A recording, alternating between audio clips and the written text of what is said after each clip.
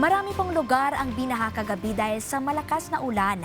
Alamin natin kung ganito pa rin ba ang lagay ng ating panahon ngayong araw mula kay Pag-asa Weather Specialist Benison Estareja.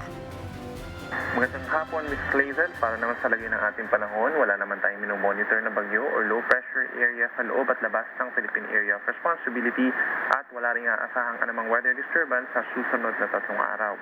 We have easterlies na nakaka-apekto po dito sa Mindanao at sa eastern sections ng Southern Luzon and Visayas at aasahan pong mataas na tsansa ng ulan sa may Zamboanga Peninsula, Basilan, Tawi-Tawi at even sa lalawigan ng Palawan. Mag-ingat po sa banta ng mga posibleng flash floods o pagguho ng lupa.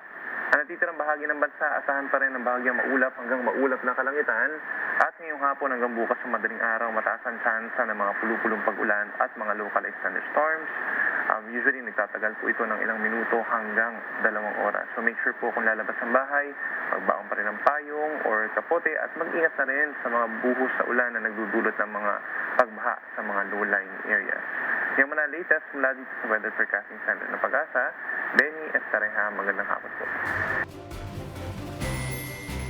Maraming salamat Pag-asa Weather Specialist Benison Estareja.